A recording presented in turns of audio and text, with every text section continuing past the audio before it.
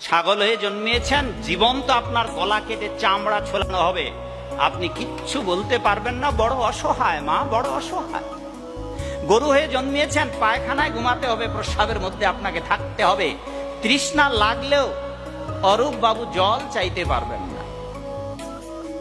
পুকুরের কই মাছ হয়ে জন্মিয়েছেন, আপনাকে উঠে জীবন্ত আপনার গায়ের আইস ছোলানো হবে, বটি কাটারি লাগে দেওয়া হবে, বলতে পারবেন না দয়া করে। আপনারা তো খান মাগো, জীবনে তো অনেকজনের গলা কেটেছেন নাকি এরে মা?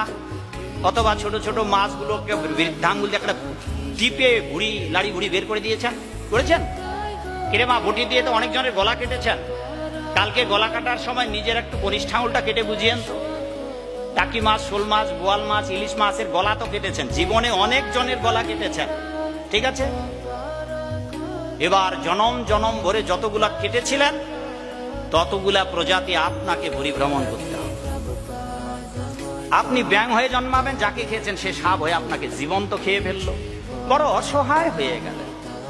বটগাছ হয়ে জন্মিয়েছ মাগো, শত শত বছর ঝড় তুফান আপনার উপর দিয়ে যাবে, আর এই যে কাঠের গাছ, গোড়া কেটে খড়ি টুকরা টুকরা করে আপনাকে জ্বালানি হিসাবে ব্যবহার করা হয়। মশা আছে তো আপনাদের এলাকায় নাকি? নাকি নেই মশা? এক থাপ্পড়ে মেরে দিলেন। জীবনের পরমায়ু কতটুকু বাবা, বড় অসহায়। এইবার আপনার বংশের লোকেরা শুনুন, তাতেই সমাধান হয়ে যাবে। এইটা যদি বলেন তখন বিঘ্ন হবে আমার আলোচনায়, পরে বলবেন, মনে রাখুন, সময় পেলেই বলবেন। সেই জন্য বলেছি 2-3 দিন আলোচনার অনুষ্ঠানের আয়োজন করবেন, একদিনে এত সব বলা যাবে না। এইবার মাগো মাথায় উকুন আছে তো? কার কার মাথায় উকুন আছে মাগো দেখি? লক্ষ্মী মায়ের দল নাই উকুন কারো মাথায়? ও, উকুনের কথা শুনে তো আমার মাথায় চুলকাচ্ছে। কিরে মানাই? ভাবছেন যে বাবা ভাগবত আসরে এইসব আরশোলা, তেলা পোকা, টিকটিকি, মশা মাছি, উকুনের গল্প, ওরে মা এগুলো আছে? এই যে আমি একজন ছোট লেখক, এই বইটাতে আছে। আপনার মাথায় যে উকুনগুলো আছে মা, ওগুলার অন্য কেউ নয় গো মা, হয় আপনার শ্বশুর, নয়তো ভাসুর, নয়তো বিয়াই। আপনাদের বাড়িতে তেলাপোকা, মশা মাছি, কুকুর, বেড়াল যা আছে সব আপনার বংশের, অধিকাংশ আপনার বংশের লোক। কারণ এই জগৎ সংসারে পাপকার্য করে স্বর্গ সুখ পুণ্য বলে আর পাপ বলে নরক ভোগের পর এই পৃথিবীতে আসছে তারা। আর এই পৃথিবীতে এসে আপনার বাড়ি, আপনার ভিটার মায়া ছাড়তে পারে নাই। এইবার ওরা পিঁপড়া, মশা মাছি হয়ে ওই যে 80 লক্ষ প্রজাতি ভ্রমণ আপনার বাড়িতে এসেই করবে। শুধু তাই নয়, তৃষ্ণার্ত হয়ে যখন কিছু খেতে পারবে না, আপনারা তো স্নান করেন বাবার সবাই, স্নান করার পর কাপড় নিংড়ান তো মা, নিংড়ানো জল আপনার পূর্বপুরুষদের, যদি আপনারা কৃষ্ণ ভক্ত না হন, যদি আপনারা পুণ্যকর্ম না করেন, বাড়িতে গীতা ভাগবত পাঠের আয়োজন না করেন, আপনার পূর্বপুরুষেরা আপনার বাড়িতে আসবে। আর কোনো কিছু যখন ভগবত প্রসাদ খাবার ব্যবস্থা করবেন না, তাদের উদ্দেশ্যে মহাভোগের আয়োজন করবেন না, তখন তারা তৃষ্ণার্ত হয়ে আপনাদের কাপড় নিংড়ানো জল অঞ্জলি বেঁধে খাবে। এ এক দুর্ভাগ্য বাবা।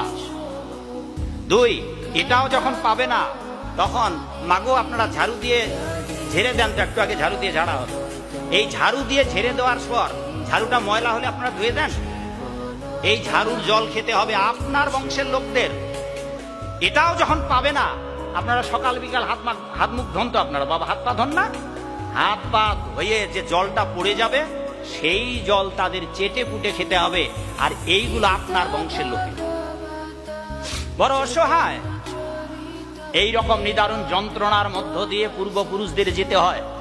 শুধু তাই নয়, বিশেষ বিশেষ তিথিতে আপনার বাড়িতে আপনার পিতৃপুরুষেরা, গোষ্ঠীর লোকেরা সবাই আসবে। যাদেরকে আপনারা উদ্ধার করতে পারেন নাই, তারা এসে আপনার বাড়ির যে ঘরের চাল আছে, চালের এই সাইজ, ওখানে বসে থাকবে। ভোরবেলা আসবে, গোধূলি লগ্ন পর্যন্ত ওখানেই থাকবে। দেখবে যে আমার বংশের এরা কোনো ভালো কাজ করছে কিনা। যদি না করেন তবে মন্দ মন্দ কথা বলতে বলতে, চিৎকার দিয়ে কাঁদতে কাঁদতে চলে যাবে মাগো, বলবে রে নরাধম, এই কাজগুলা করে সংসারে বদ্ধ অবস্থায় ছিলাম আমরা, আর তাই আজ এই দুর্গতি। আবার তোমরাও ওগুলো করছো, তোমরাও সাধুদের কথা শুনছো না। ওরা হাউকাস করবে যে তোমরা কেউ গয়াধামে পিণ্ড দিতে যাচ্ছ না, আমাদের বংশে আজও কেউ গোবিন্দের ভক্ত হচ্ছে না। কি দুর্ভাগ্য আমাদের। এই বইটাতে সব লেখা আছে। এই বইটার নাম হচ্ছে শ্রাদ্ধ তত্ত্ব বিচার। যদি এটা শ্রাদ্ধের উপরে এখানে এই বর্ণনাগুলো রয়েছে, বড় অসহায় হয়ে যাব বাবা, বড় অসহায়। আপনাদের এলাকা খেজুরের গাছ আছে বাবা? খেজুরের গাছ দেখেছেন তো নাকি? হ্যাঁ আছে। না মরা পর্যন্ত আপনার দেহ কেটে কেটে আপনার রক্ত পান করা হয়। খেজুরের রস খায় না আপনাদের এলাকায়? কেটে কেটে একটা যাওয়ার সময় দেখবেন তো মা কোথাও খেজুরের গাছ দেখলে বড় অসহায়, দাঁড়িয়ে থাকতে হবে আপনাকে, পালাতে পারবেন না। যতদিন না মরবেন ততদিন আপনাকে ক্ষত বিক্ষত করা হবে। এইভাবে বহু জনম জনম, কত লক্ষ, 80 লক্ষ খেচর ভূচর নিশাচর উভচর জলজ স্থলজ অন্ডজ স্বেদজ সমস্ত প্রজাতির 80 লক্ষ জনি ভ্রমণ করবার পর 4 লক্ষ মনুষ্য জন্ম। কি করে 4 লক্ষ মনুষ্য জন্ম? এখনো আফ্রিকার জঙ্গলে অনেক মানুষ আছে যারা জীবনে কাপড় চোপড় পরে না, স্নান আদি করে না, অসভ্য, যাদেরকে ভাগবতে বলা হয়েছে হুন, পুলিন, খাস, আভীর। এই সমস্ত মানুষ ধীরে ধীরে আজ আমরা সভ্য হয়েছি। এখন কাপড় চোপড় পরে মন্দিরে এসেছি ভাগবত কথা শুনবার জন্য।